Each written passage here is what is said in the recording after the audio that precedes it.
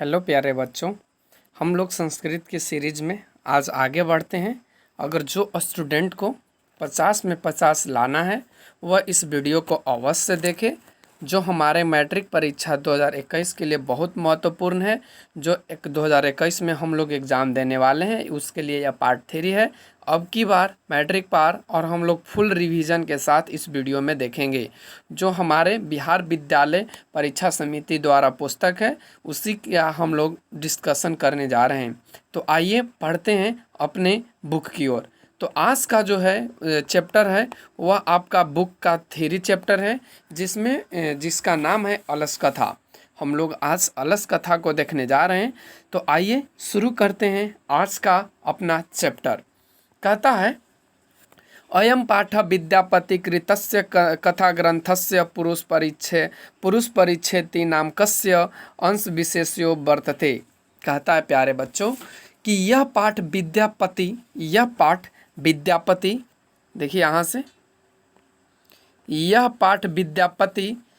पाठ जो है वह विद्यापति के कृत यानी विद्यापति के द्वारा रचित कथा ग्रंथ पुरुष परीक्षा नामक ग्रंथ का अंश विशेष है। आगे देखें तो कहता है, पुरुष परीक्षा सरल संस्कृत भाषायां कथा रूपेण विभिन्ना मानव गुणानां महत्व वर्णयति दोषानां च निराकरणाय शिक्षाम ददाति। इसका मतलब कहता है प्यारे बच्चों कि जो पुरुष परीक्षा सरल संस्कृत भाषा में कथा रूप से विभिन्न मानव गुणों के महत्व का वर्णन किया गया है। यानी कि यह जो पुरुष परीक्षा है, इसमें सरल संस्कृत भाषा के कथा के रूप में जो मानव के विभिन्न गुण और महत्व होते हैं उनका इसमें वर्णन किया गया है। और दोषों को, और यहाँ देखिए लिखा है, और दोषों को कहाँ चला गया, हाँ, और दोषानाम च, और कहता है दोषों को दूर करने की शिक्षा दी गई है। और दोषों को दूर करने की क्या दी गई है? शिक्षा दी गई है।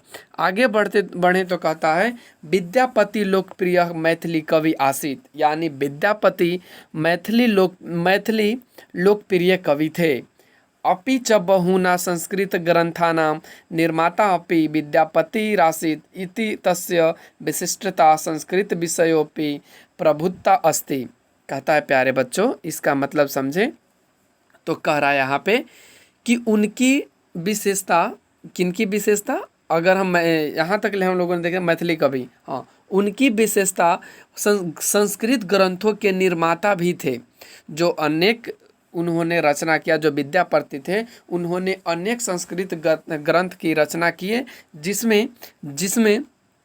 जिसमें उनकी विशेषता संस्कृत विषय में भी बहुत है, उनकी विशेषता संस्कृत विषय में भी बहुत है। आगे कहता है, प्रस्तुत पाठे आलस्य नामकस्य दोषस्य निरूपणे व्यंगितमा कथा प्रस्तुता विद्यते नीतिकारा अलस्यम रिपुरूपम मन्यते। इस पुस्तक में कहा गया है कि इसे साबित करने के लिए यानी किसे, मनुष्य के दोष को, यानी प्रस्तुत पाठ में, अगर यहाँ से देखें तो प्रस्तुत पाठ में आलस दोष है। प्रस्तुत पाठ में आलस क्या है? दोष है। प्रस्तुत पाठ में आलस दोष है। प्रस्तुत पाठ में आलस दोष है, और इसे स्थापित करने के लिए व्यंग्यात्मक कथा प्रस्तुत किया गया है, जिसमें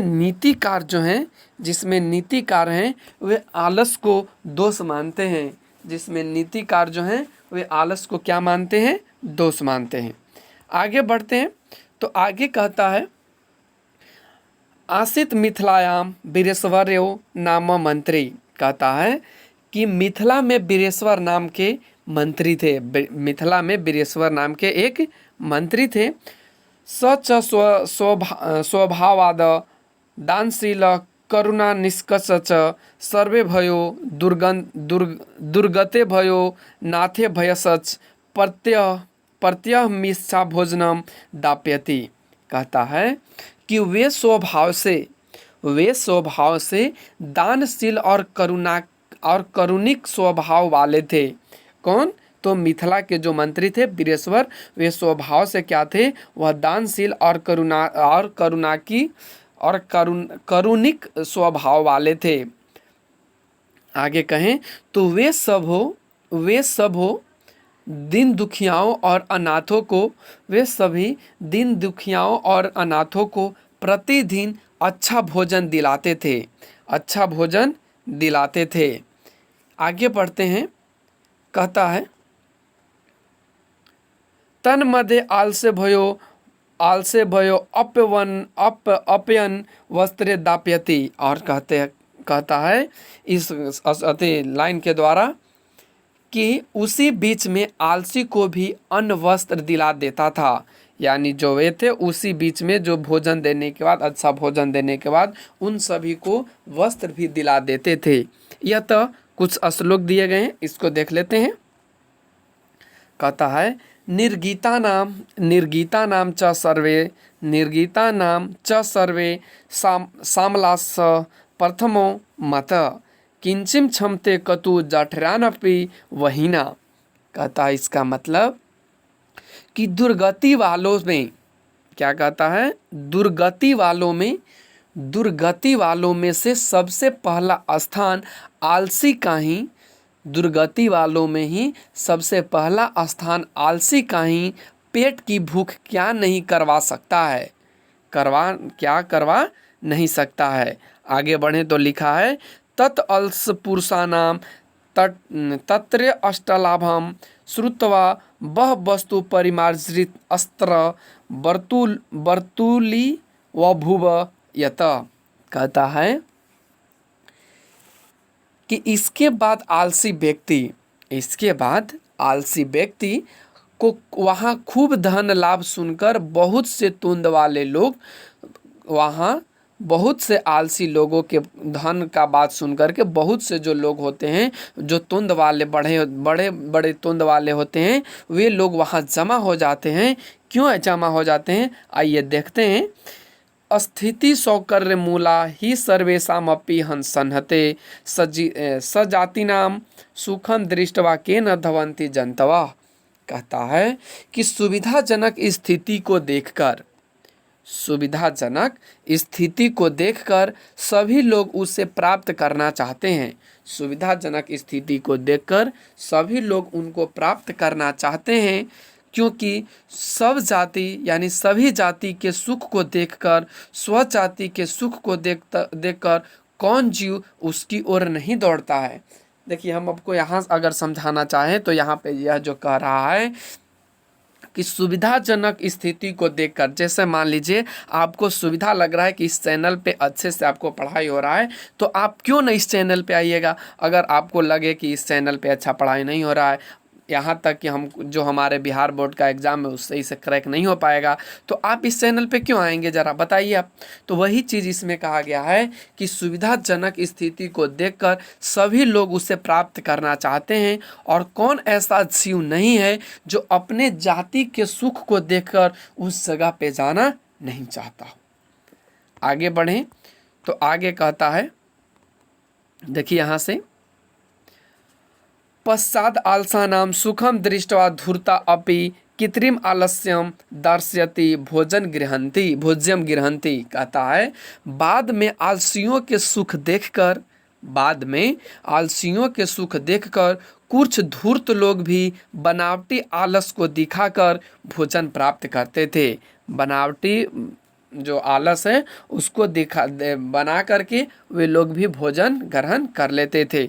यानी जो क्या थे, जो वीरेश्वर थे, वे उन लोगों को भोजन दान देते थे जो अनाथ थे, जो आलसी थे, उन लोगों को देते थे। तो इन्हीं सभी को देखकर जो मनुष्य जाति हैं, उन सभी बड़े बड़े तुंद वाले वहाँ इकट्ठा और जमा हो गए ताकि उनको भी वैसा मिले, और ऐसा वे धूर्त लोग थे, वे ऐसा नहीं थे।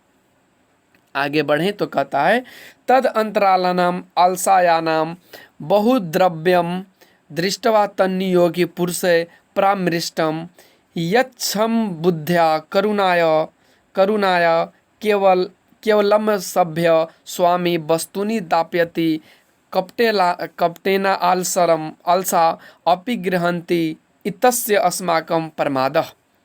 कहता है इसका मतलब, यहाँ से हम लोग यहाँ तक की बात को पढ़ लिया। अब यहाँ समझते हैं क्या कहता है, हिंदी में इसका अर्थ समझते हैं। कह रहा है कि उसके बाद आलसी के घर बहुत द्रव्य खर्च होते देखकर राजा पुरुषों के द्वारा विचार किया गया। यानी जो राज पुरुष थे उन लोगों के द्वारा यह विचार किया गया कि बहुत से द्रव्य खर्च हो रहे हैं, क्या किया जाए। तो उसी में कहता है, यदि अक्षम बुद्धि और करुणा से केवल आलसी लोगों को मालिक वस्तु देते हैं, कपट को अनालसी भी ग्रहण करते हैं। कपट से अनालसी भी क्या कर लेते हैं, ग्रहण कर लेते हैं। यह हमारा आलस्य है। यह हमारा क्या है, आलस्य है। आगे बढ़ते हैं तो आगे कहता है यह हमारा आलस्य है। उसके बाद इसी में कहता है, तो हमें यहाँ यदि भवति तद अलसा पुरुषाणां परीक्षा कुर्म इति परामृश्य प्रसुप्तेषु अलसानामस्य तनियोगे पुरुषा वहीन दापित्या निरूपयामासु। कहता है कि यदि ऐसा है तो आलसी लोगों की परीक्षा करता हूँ। कौन कहते हैं, जो राजपुरुष थे उन सभी के विचार के बाद कहते हैं मंत्री कि अगर ऐसा बात है तो सभी पुरुषों की, सभी आलसी लोगों की हम परीक्षा करते हैं। और ऐसा विचार कर सोए हुए आलसियों के घर में वह पुरुष आग लगाकर बैठ गए। और उन्होंने कहा कि जो आलसी पुरुष घर में जो मकान है उसमें वो सोए हुए हैं उसमें आग लगा दी जाए और आग लगा करके वहाँ से हट जाया जाए।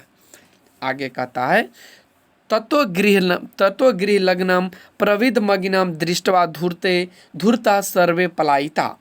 कहता है कि इसके बाद घर में आग लग जाता है और लगने के बाद जो उसमें जो धूर्त लोग होते हैं, जो बढ़कर जो अपने आलसी को बनावटी करके उसमें एंट्री ले रहते हैं, बैठे होते हैं, उन सभी को वहाँ से क्या करने लगते हैं, वह पलायन कर ले लगते हैं, भागने लगते हैं। आगे बढ़े तो कहता है, पश्चादि आलसा अपि पलायिता। उसके बाद जो आलसी लोग थे उसके बाद कुछ आलसी लोग भी भाग गए। मतलब वे तो धूर्त भाग गए, लेकिन कुछ आलसी भी आग को देख करके क्या कर गए, भाग गए डर से कि कहीं जल न जाए। चत्वार पुरुषा अस्त्रैव सुप्ता परस्पर मालापंती। कहता है कि चार पुरुष या चार व्यक्ति सोए थे तथा परस्पर में वार्तालाप कर रहे थे। परस्पर में क्या कर रहे थे, वार्तालाप कर रहे थे, मतलब बातचीत कर रहे थे सोए हुए। क्या कहते हैं, एकेन मतलब फर्स्ट बोलता है, वस्त्रावत मुखो नोक्तम अहो कथ्यम कोलाहलम। कहता है कि पहले ने कुछ बोलता, एक ने कपड़े से मुंह ढककर बोला, अरे हल्ला कैसा है। बोलता है कि हो कैसा हल्ला हो रहा है, बताओ जरा। द्वितीयो नोक्तम तर्कयते यदि अस्मिने गृहे अग्नि लग्यो नस्ति। तो इस पर दूसरे जवाब देता है या दूसरे ने कहता है कि लगता है कि इस घर में आग लग गई है। मतलब दूसरा पुरुष कहता है कि लगता है कि जो घर में हम लोग सोए हुए हैं उसमें आग लग गया है। ये दूसरा बोलते हैं। तीसरा कहता है, त्रियोक्तनम को अपि तथा धार्मिको नास्ति। आगे बढ़ें, यह इदानी जलाद्रयसो भी कटे वासनम प्राविन्योति। कहता है, यहाँ से समझिए, कहता है कि इसके पास में या यहाँ कोई ऐसा धार्मिक नहीं है। क्या ऐसा कौन बोल रहा है, यह तीसरा बोल रहा है कि यहाँ कोई ऐसा धार्मिक नहीं है जो इस समय पानी से भीगे वस्त्रों से या चटाई से हम लोगों को ढक दे। तीसरा बोलता है कि यहाँ कोई ऐसा नहीं है जो भीगे हुए वस्त्र से, पानी से भीगे हुए वस्त्र से या चटाई से हम लोगों को ढक दे। चौथा बोलता है चतुर्थो उक्तम अये वासला कति वाचानी वक्तु सकनथु तुष्णि कथम न तिष्ठत। कहता है, चौथे ने कहा, अरे गपकारो कितनी बात करोगे, अरे गपकारो कितनी बात करोगे, चुपचाप क्यों नहीं रहते हो। वह चौथा बोलता है कि कितने बात करोगे, चुपचाप क्यों नहीं रहते हो, आप सब जो बोल रहे हो कृपया करके आप लोग शांत हो जाओ ताकि हमें अच्छी नींद आ सके। यह कौन बोलता है? चारों। तो चारों की बात आपने समझ ली ना। चारों का बात प्रश्न बिहार बोर्ड के एग्जाम में कई बार पूछे जा चुके हैं प्यारे बच्चों। आप लोग शांति से 1 से 2 बार 3 बार इसको सुने ताकि आपको कंसेप्ट बन जाए, आप उस कंसेप्ट को याद रखें और उसके बाद परीक्षा में सही तरीके से आप आंसर को सही लिख सकें। आगे बढ़ते हैं। आगे कहता है तत्सचतु निर्मापि तेषामेव परस्पर लापाम श्रुत्वा बहिना च प्रविद मेषामुरी परि पति संयंत दृष्टवा नियोग्य पुरुषे वै वर्धयनेन चत्वारो अल्पस्य केशेषवाकस्कृष्य गृहीत्वा गृहाद बहिकृता। कहता है प्यारे बच्चों कि इसके बाद चारों उसी प्रकार का परस्पर बहस सुनकर और बढ़ते हुए आग को अपने ऊपर गिरते देखकर राजपुरुषों ने उसे मर जाने के भय से चारों आलसियों को केस खींचते हुए घर से बाहर निकाल दिया। यानी कहने का मतलब है कि यह नियोगी पुरुष जिन्होंने आग लगाया था, उस चारों पुरुष के गिरी पर, उसके शरीर पर आग लगते हुए किसी चीज़ को गिरते हुए देखकर उसके बाल को पकड़कर उसे घसीटते हुए बाहर चारों को कर देते हैं या बाहर निकाल लिया जाता उस घर से जिस घर में आग लगाया हुआ था। आगे कहता है पश्चातान आलोक्य तन्योग भी पठितम। यानी कहता है इसका मतलब कि उसके बाद में उन सबों को देखकर राजपुरुषों के द्वारा पढ़ा गया है। क्या पढ़ा गया है या क्या कहा गया है, सुनिए जरा। पतिरेव गति स्त्रीणाम बालानाम जननी गति नासनानाम गति कचिलोके करुणिकम बिना। कहता है इसका मतलब कि स्त्रियों की गति, जो स्त्रियों की गति है वह पति के से है, स्त्रियों की गति पति से है, बच्चों की गति माता से है और आलसियों की गति संसार में कहीं नहीं है। संसार में कहीं नहीं है। या कौन कहते हैं? उनके द्वारा जो तन्योगी पुरुष थे वो कहते हैं कि पति की गति स्त्री की गति पति से है, बच्चों की गति माता से है, लेकिन प्यारे बच्चों आलसियों की जो गति है संसार में कहीं नहीं है, सिर्फ दयावानों के सिवा। सिर्फ दयावानों के सिवा। अगर दयावान लोग ही सिर्फ आलसियों को गति प्रदान कर सकते हैं। लास्ट का पॉइंट कहता है पश्चातेषु चतुर्ष आलस्येषु ततो अधिकतरम वस्तु मंत्री दाप्यामास। कहता है कि देखो इन चारों आलसियों में अधिक से अधिक वस्तु मंत्री के द्वारा दिलाया गया।